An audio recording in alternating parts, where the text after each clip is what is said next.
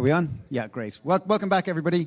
Now we're going to dive into one of the key topics in web scraping, which is keeping web data flowing reliably and at scale. What's changing in that world, and how people are stopping it. The web's no longer a static environment with documents and and people or code that fetch it. It's a dynamic environment where every request, every interaction can be analyzed, can be fingerprinted, can be blocked or stopped. So what does that mean? What's changing? What techniques are evolving? And how are we as an industry handling it? So we've brought together a panel today to speak to every aspect of this, really, or from each side of that equation, with Antoine Vastel, who's working at Castle, formerly Datadome, and prior to that, can speak to the defense side. We have Fabien Vachel, who is behind Scripoxy and an Antiban expert, spent many years working on the infrastructure in the middle. And finally, Kenny Aries from Zeit, who can speak to the web scraping developer side. Guys, I'm just going to ask you to do a quick intro first before we get into the questions. Antoine? Yeah, so can you hear me? We can. Yeah. Okay. Yeah, so I'm Antoine Vastel. So I worked at Datadome for 5 years. You may know me, or maybe you know some of the CAPTCHA and interstitial pages we used to leverage to block some of your scrapers. So I did that for 5 years, scraping detection, credential stuffing detection, etc. And it's been almost a year now, and I'm at Castle, so I don't do scraping detection anymore. I'm more like anti-abuse detection, also bot detection, but less scraping detection. So it's easier for me to go to this kind of conference. Hi, I'm Fabien. So I'm really passionate about web scraping and what's behind the hood. And clearly, I'm interested to understand how protection works, and that's what I'm doing for years. Yeah. Hi, I'm Kenny. I'm a team lead at Site. I work in the delivery department, where we take care of our custom data projects. I'm a team lead of a team of 50 engineers. We take care of the maintenance of our strategical projects from our strategical customers. Yep. And I bring some hands-on perspective on Antiban. Super, thanks guys. So look, to kick off, I've just a question for Antoine. I remember back in the Datadome days, it was really good bots versus, it was good bots and evil bots and blocking, and obviously things have changed a bit over time, your role has changed, but how do you determine what's a good or bad bot, or is it more nuanced nowadays? Yeah, it's not even about ethics, maybe it will surprise you, like when we say an attacker or, bad bot, it's not about are you doing something really bad? Or, most of the time, bot detection company, the way they classify bot is if you're Google or OpenAI, a big actor, and, the customers benefit from you, okay, you're a good bot. If you have a contractual relationship with the website, or you are one of their partners, they will consider you a good bot. And, all the bots that are not good bots are more or less, handled as bad bots. So it's not really about the intent, because maybe you're I'm not a bad guy, I'm just doing a scraping to collect product information. But if the website, doesn't really benefit from your scraper, they will just block you. So yeah.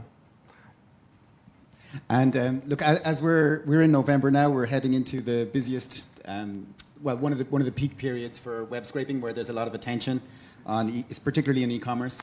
I'm curious as to what changes at this time of year. Are you keeping things stable, or are you releasing updates to make life hard for web scrapers? Yeah, e-commerce websites are really stressed. We discussed about it yesterday. They are also stressed on the scraping side because, they want fresh data. So apparently you work a lot as well.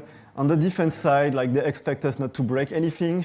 So I would say it's more like damage control. You must block bots, obviously. But then, don't take really, don't do crazy stuff. Don't block all our customers because maybe they are spending a lot on customer acquisition. So let's say they spend $5 on a Google Ads and then you block the user for any reason, it's really bad. So it's more you need to be really careful. Don't break production, but still, the website needs to be up and running.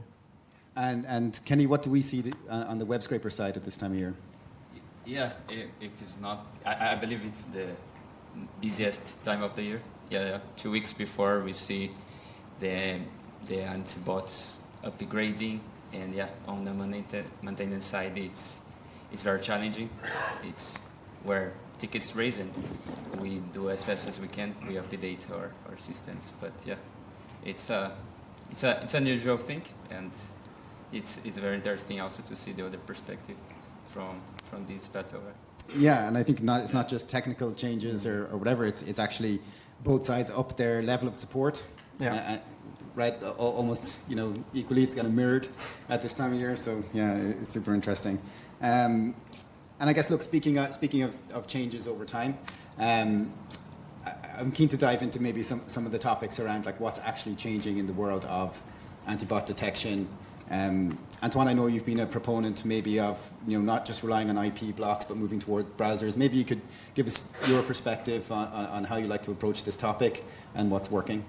Yeah, I feel like IP address blocking is becoming more and more risky. Like obviously, like if you're operating from a data center IP ranges or ISP proxy IP ranges, I would be happy to block the whole range. I feel it's acceptable, it's safe. But like residential proxies, like IP addresses are more and more used, and shared by different users. And I feel like some of the things I may have done in the past, like if I try to apply the same logic today, it's way too risky. So it means that on the defense side, you can't just shoot at every IP just because it's bad. It means that you have to leverage other stuff. Because like when it comes to detection, you need bot detection. You need to detect the bot, and then there is like what do you do when it's detected? And you can block per fingerprint, per IP, per session, whatever. And I feel like the importance of IP is decreasing over time. It's still useful, but more like as a weak signal, not that strong anymore. Interesting. Fabian, would you have another perspective on this? Maybe around what's important in terms of IPs, or how much the other aspects are prominent nowadays? Yeah, you're totally right. The thing is now you've got gigabytes sometime at 20 cents. So having residential proxy is not an issue anymore. And so if you're just using IP address from residential anti-bot system, clearly they don't care. So it's more the whole stack, having something consistent. I don't know about the IP, but if you have some browser signals, you have TLS signals, something inconsistent, and clearly it's something perhaps you can detail more, Antoine, but it's not one signal saying, hey, you're a bot. No, it's more these small signals, these small audio signatures, this perhaps header, and no. In terms of distribution, that's the first time I see these combinations. So it's not usual, it's not correct Chrome, so I won't let you pass. Or perhaps I will provide you a captcha. Yeah, no, it's more like, it's less, 0, 1, bot, not bot. It's more like a gradient. You have to use more like a score-based approach because otherwise it's becoming too risky. Yeah. I mean, too risky in terms of false positive. So you don't just block bots per se nowadays. You're generating scores, and you try and some of the actions that are taken on behalf of that, right? This is maybe changing. I mean, at Castle, we are doing it differently. Like, we don't have a captcha. We are like our customers. They want to control the experience. So it's more like we tell you this is a bot with high certainty, or we believe there is an abuse ongoing. But then you do whatever you want. So, we are not going to block a user on the behalf of our customer. We are going to tell them we think it's, probably a bot, probably abuse, and then, maybe they will ask for, second factor authentication if it's on login, or, maybe they will shadow ban the account, to avoid having an account posting tons of comments just after being created. Maybe they will send, the transaction for manual review, but no blocking for me anymore. Yeah.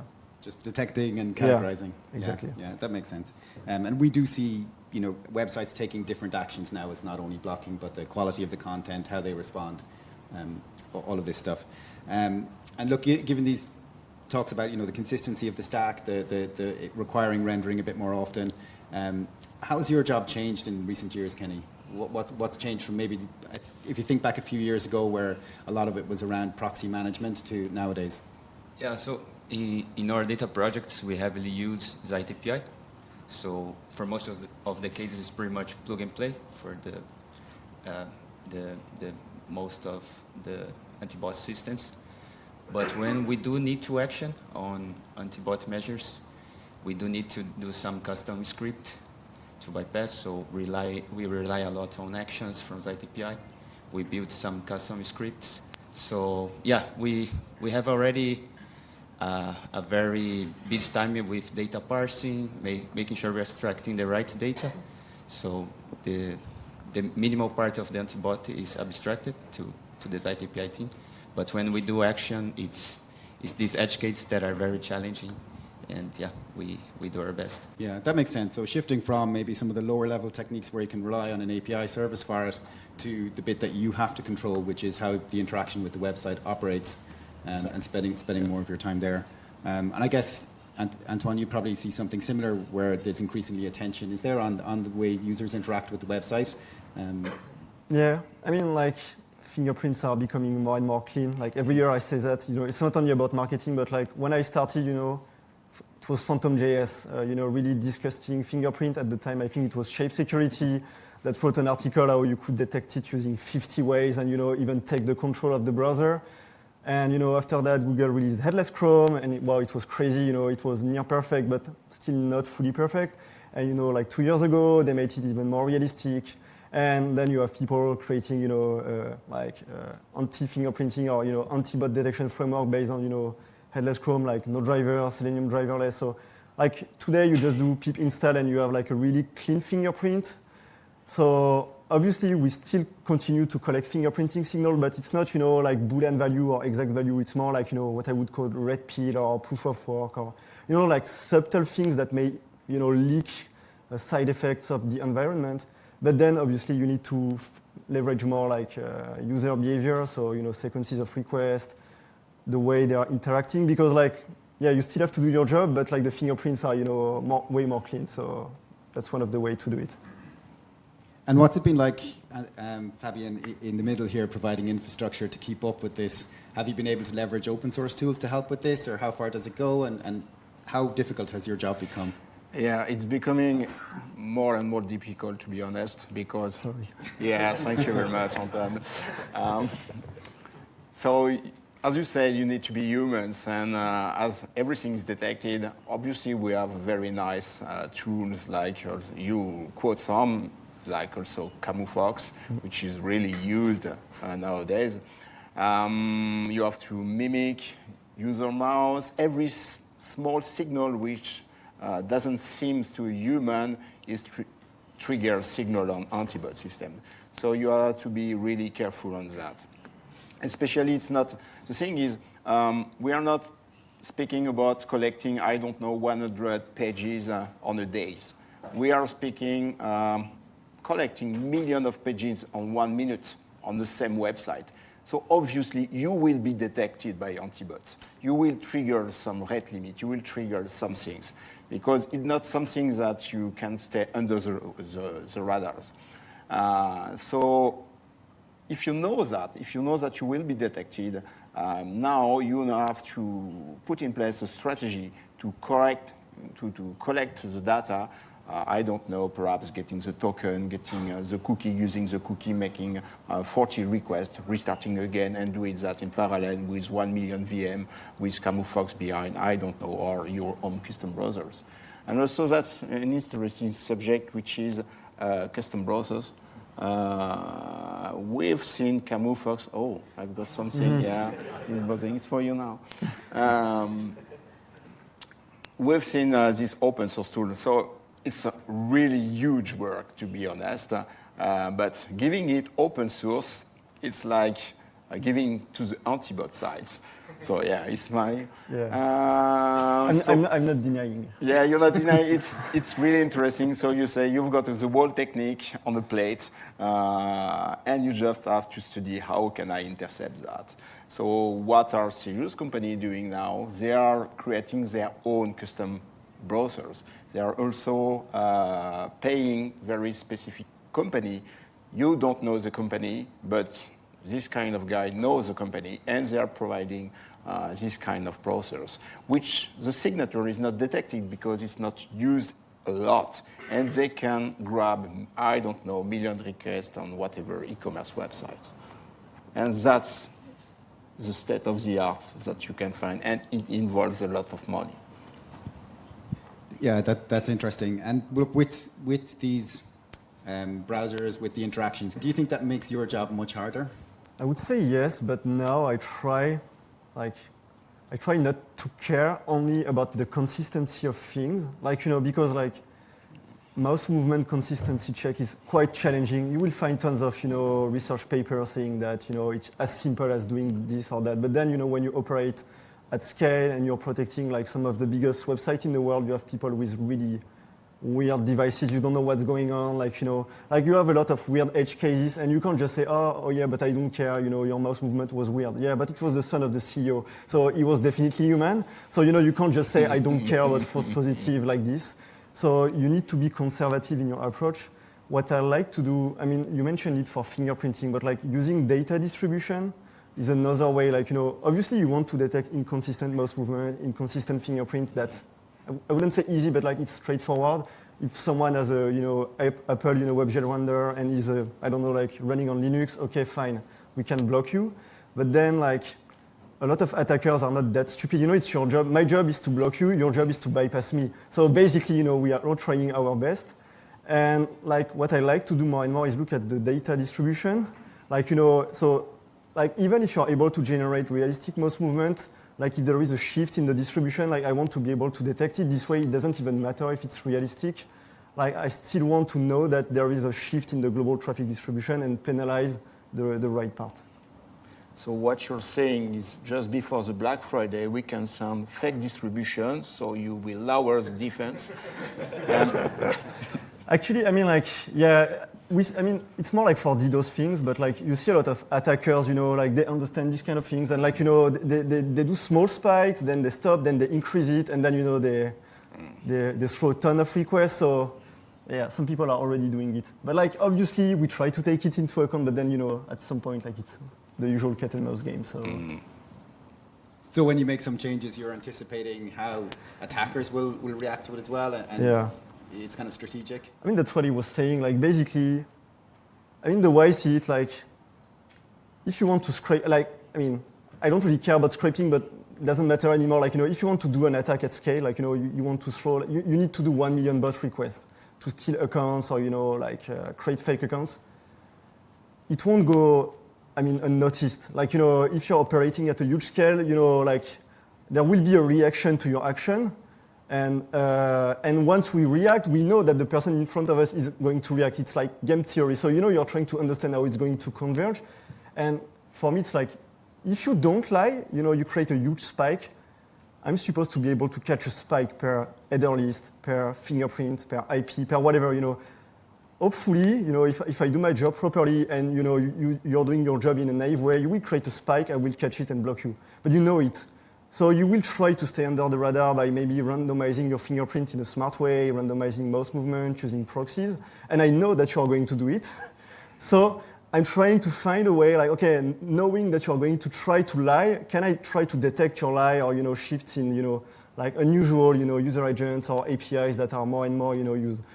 And I know that you know it, so it's more we are going to converge to a situation where, we know, I was discussing with people at the bar yesterday, and they were like, are you doing this? And, most of the time, they are more or less right. You have a good intuition regarding how antibots are working.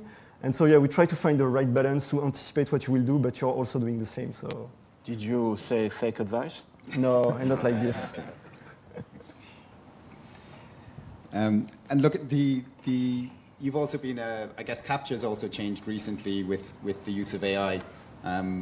What's your thoughts on that? What's effective nowadays from a protection point of view? I feel so what I call traditional CAPTCHA, it's CAPTCHA with security relies solely on the difficulty of the challenge. So, purely image-based recognition challenge. I don't think today it's possible to create a good CAPTCHA that won't annoy, real users and that will be secure. Because you will always find an AI model capable of, solving image recognition task or, even logic task. And it will really bother a lot of your human users as a website. So that's not something you want because if you're paying $5 for a Google Ads, for certain, field, it's really expensive. You don't want to throw them a CAPTCHA after you've spent $5. So I really feel today, if you want a CAPTCHA, it should have a lot of signals collected in the background, mouse movements, fingerprint, proxy detection. But still, what I don't like with CAPTCHA is that it's a single point of failure. Like, if you put the CAPTCHA only on the login page, then like you are taking a snapshot, and so you can't really look at the journey of the user. And so it's significantly more difficult to take a strong action, like block a user, if you only see like 2 seconds of his activity. So. Yeah, so a lot of we're seeing an evolution from kind of making decisions based on very little information to tracking users' movement throughout a website and building profiles. I mean, like for you, when you're doing scraping, it's good because like, let's say you want to access a HTML page. I want to enforce JavaScript execution. Customers don't want me to slow down their site. And like, so you try to, collect as much information as possible in a short amount of time without, being annoying for your users. And even if you enforce JavaScript execution, like, you can't gather a lot of, mouse movement, interaction, etc. So, because for scraping, you just need one request on one IP, then you get the product page. And then if I block you one request later, you don't care. You just move on to another IP. There are a lot of proxy sellers here that will be, glad to sell you millions of IPs. So it's really difficult compared to like credential stuffing detection, where you have access to email, etc. You can gather more data before the login attempt. So it's really different. Yeah, and from the web scraping side, Fabian, what's happened with CAPTCHA as well? Is the cost coming down? Is AI influencing how we can solve this? Yeah, that's really interesting what LLM can do, especially with multimodal models. You can really use the actual OpenAI or Anthropic models to solve the CAPTCHA, to control correctly the browsers, and to solve quite complex ones.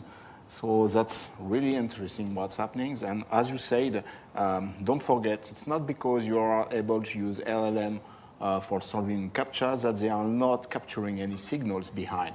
So you still need to have the correct fingerprint in terms of signal. And after, with this fingerprint, you can solve complex CAPTCHA. That this combination makes you solving, I'm not picking the basic one, but we have some fun ones happening. I will talk about in my talk. So yeah, that's something new, and AI is helping to solve that. Super, no, I look forward to that talk. And you touched already right on the cost of CAPTCHAs, and also you mentioned earlier about the cost of residential coming down. Yeah. So is web scraping getting cheaper, or what's happening? Oh, that's a really good question. No, it's not because proxy IP are cheaper that web scraping is cheaper. It's the game of cat and mouse is to making you accessing the data in a more expensive way. So you pay more for accessing to one data. And at some point of time, it's not interesting for you to gather the data. So I don't know, if it's $1 to get one page, to be honest, no one will collect any data. Depends what the data is. But clearly it's not interesting. So the goal of the antibot is to raise the bar every time at a cost, of course. If you're activating antibot defense very advanced with, I don't know, specific implementation for you, it will cost you a lot in terms of antibots. But you will protect the data. So it's always how much are you ready to pay to collect this data, and how much are they ready to pay to block you and to avoid you getting this data. And so it's not getting cheaper. I think it's really the opposite because of the wall stacks, because you need something really consistent from the IP address to how you act, your behavior on the website. It's becoming more and more complex and really expensive to get the data. And if we move on this part, it's becoming really a budget if you want to internalize the skill to do all the web scraping stack at scale.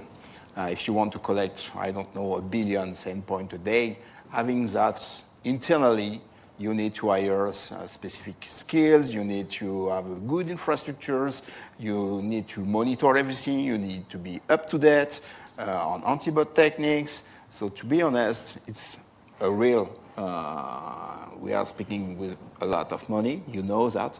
And so it's a real choice now. Should I make it? Should I buy it? Makes sense. Makes sense. So obviously the anti-bot guys are having some success driving up the cost.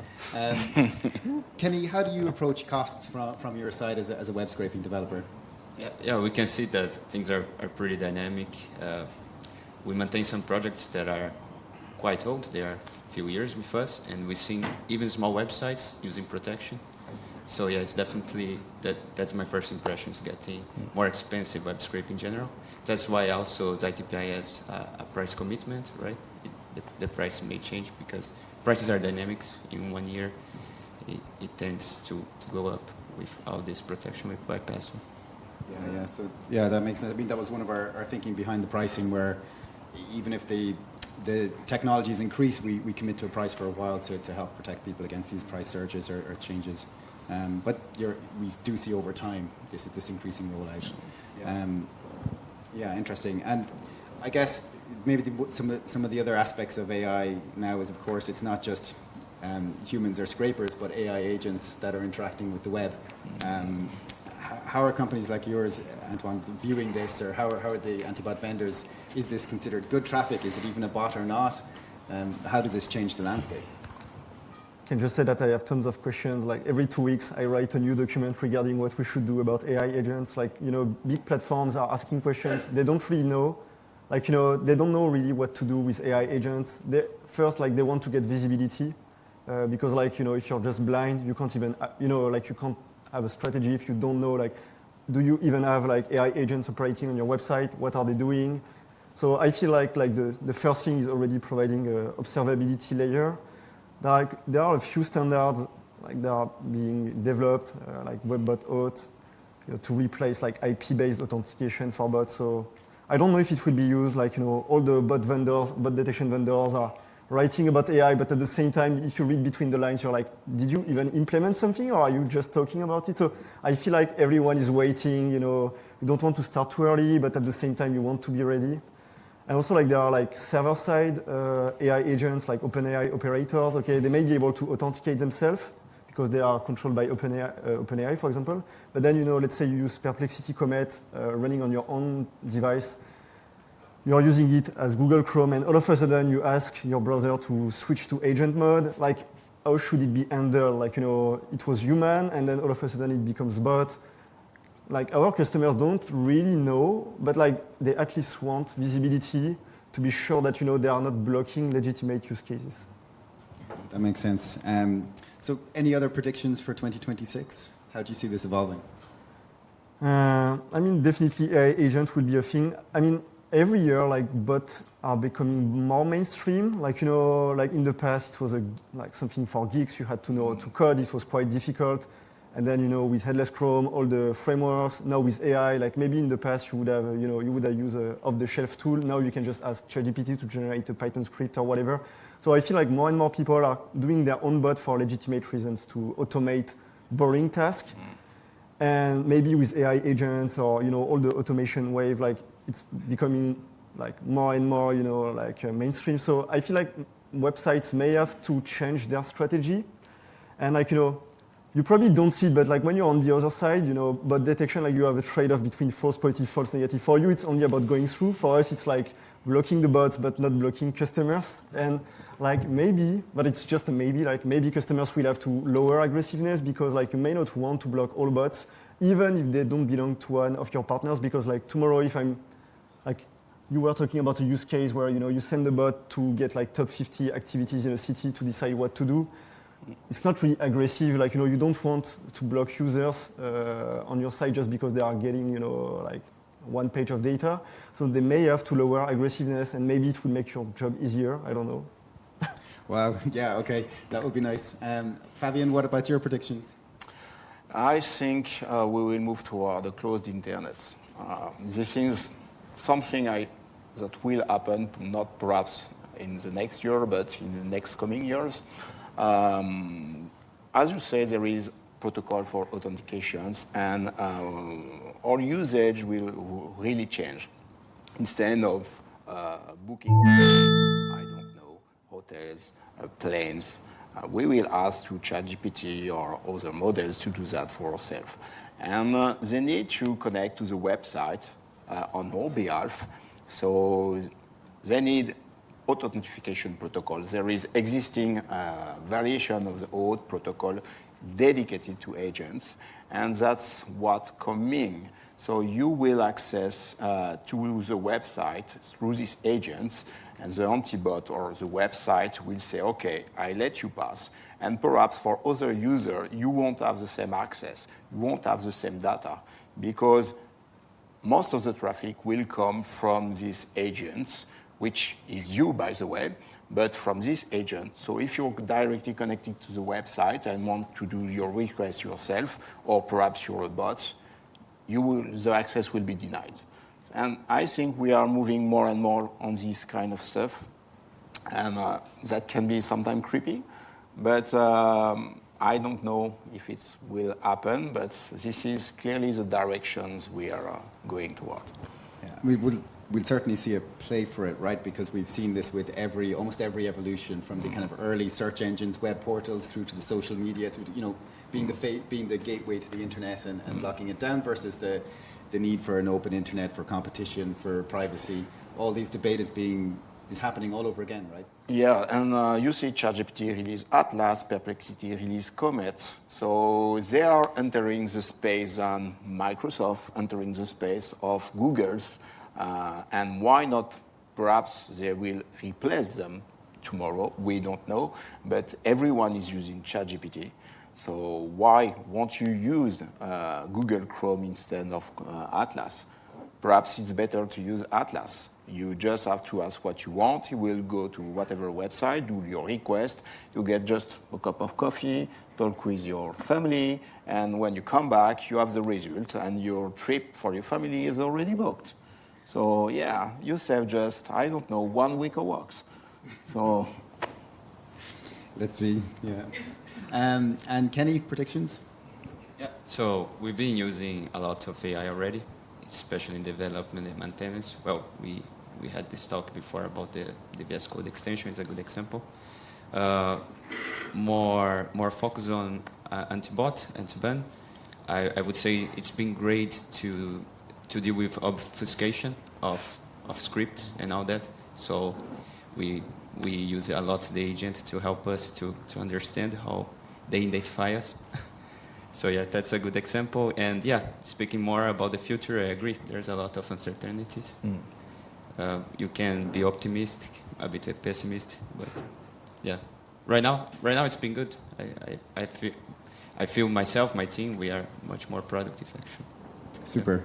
So quite mixed predictions, which is always interesting to see. I think one thing we can all say about this time is that there's a lot of uncertainty, and we'll see how it plays out.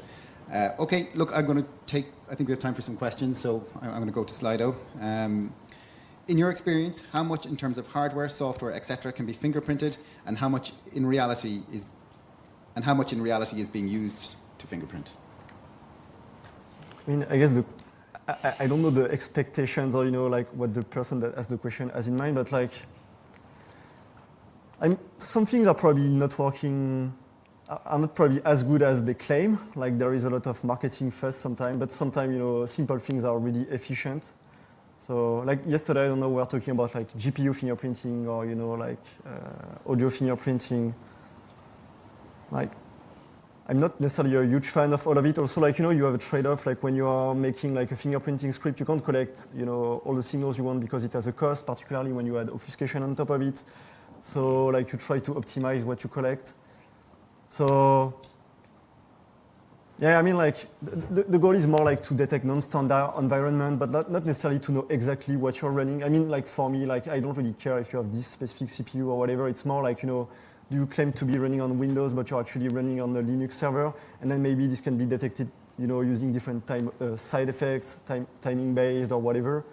But yeah, like it's not like a static fingerprint that will tell you exactly this is, this type of device or yeah. And I guess at your scale as well, there's exceptions to almost everything. Yeah, I'm always like afraid when a newcomer is like, oh, I found something that works all the time. I know it's not the case. Like, there are always weird edge cases. Like my TV, like I tried to pass a CAPTCHA, from my previous company, and then, I got blocked. I was like, oh, fuck, there is a bug.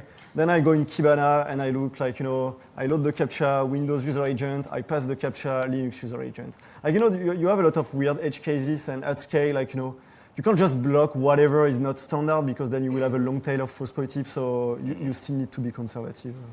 Yeah, I think it's hilarious you blocked your own TV. Yeah. Okay, next question from Breno. What are your thoughts around WebBot Auth, now in IETF draft? Big names behind it, and the promise that it could bring a balance to the never-ending arms race. Who'd like to take? Fabian, I know you've done some thoughts on this. Whoa, Joker. I like it from a purely selfish point of view. Like, I don't want to manage IP list anymore.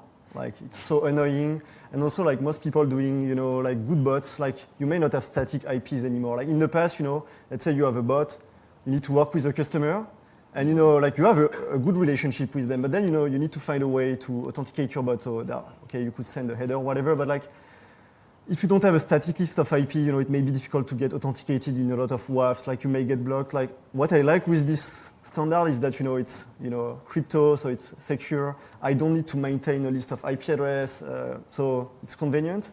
But then, I can imagine your joker is more like, what about the future of the web? When I saw it, I was like, is it the privacy access token 2.0? Like a few years ago, like Cloudflare, Fastly, Apple, Microsoft, they tried to push privacy access token as a way to, like if you're a human, you can just use our technology and you will get allowed. It's open source, but yeah, the reality is that, the only companies we are going to trust were, like Microsoft, Google, etc. And there is a risk that, For privacy reasons. Yeah, so we need to be careful, yeah. Yeah, that's why Firefox, they didn't agree. And that's better because it's not only collecting the data, also there is a big part which is protecting the people. You're, I don't know, in a dangerous country and you don't want to be identified. That's always the case. And to be honest, that's something you need to take into account. And you can't do a full closed internet where everyone is identified because sometimes it can be really dangerous. So I think there will be some trade-off in the future, but we will have more authentications than the web tokens because also the web token, perhaps it's cryptographic, but it doesn't give you correctly the right of the user. Who is the user? You are saying, oh, it's only this bot. But who is behind this bot? That's the questions. How far back would you say anti-ban systems look at patterns from any one IP? And do they only do so if an IP is flagged as a bot? But it probably depends on the product. Having a lot of data history is costly. Processing, let's say you have a request, you need to analyze it real time. The longer the history, the more costly it is. So I would say depend on the product. I would say at Castle, for example, we are more fraud-oriented, so it's more expensive per request, but at the same time, customers don't send all the requests. They send critical events. So we can have a look at a bigger history, and then more real-time products. They will look at more bot-oriented. They will look more like smaller time periods. But for IPs, the good thing, from a detection point of view, is that you can process them asynchronously. Like you can have the real-time part, and then you can do look at the pattern across all of your customers, and then is there a lot of bot activity across all your customers? Have a score of a sort of IP score. So not everything has to be real-time. You can do offline stuff, then enrich a score that will be used real-time. So you can have a lot of IP story, but to be honest, I'm not sure it's really useful to have 1 year of IP story. You probably want to know if the IP is heavily shared, if it's corporate, a university, is it a mobile IP, was there a lot of recent proxy bot activity? But at some point, after a few days, I would say you don't really care anymore if there was bot activity 2 weeks ago, because it's maybe it got reassigned, so it's not that useful anymore. Makes sense. I guess it could be dangerous to look at signals that are too old. Yeah, is your attention going more towards unblocking or going undetected? Perhaps Fabian, do you want to take this one?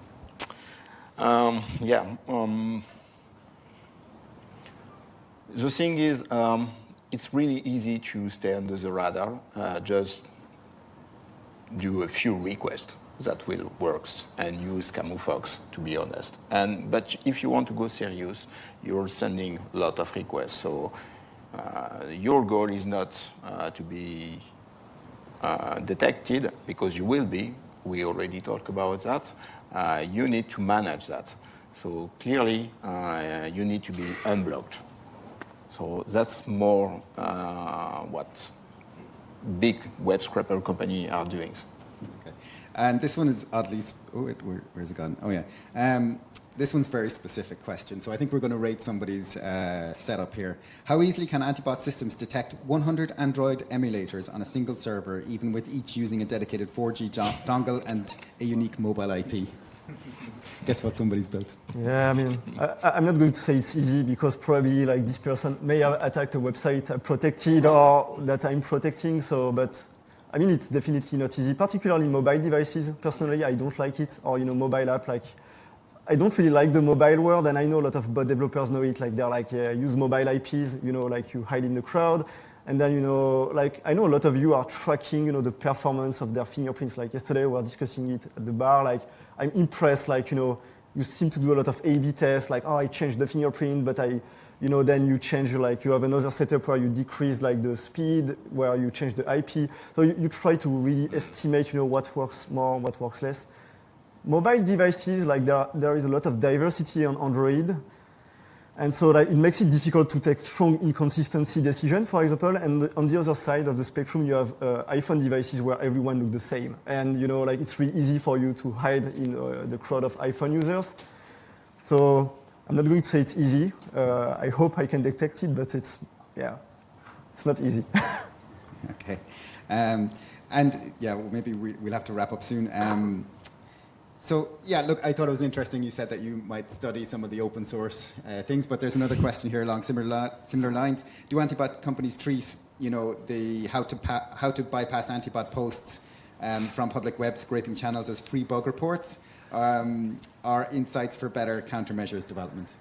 Yeah, not really. Like most of the time, I mean, it's a waste of my time. Then I have to write like a report. Like most anti-bot company, they have like blog posts about them, how to bypass blah blah blah. Most bot as a service, scraping bot as a service will write it. Most of the time, it will be like SEO blog posts. Like, and the last bullet point will be, oh, you can use our API. We take care of it for you. Like most of the time, it's we'll use like good fingerprint, human behavior. We don't learn anything. We know it's like playing by the rules. I would say I'm more interested when people are not playing by the rules. Like, oh, I noticed that there are like magic user agents, or like on Fastly I can use Fastly Connect. I don't know the equivalent of CF connecting IP. Like, okay, this is a real bypass, and I'm interested in.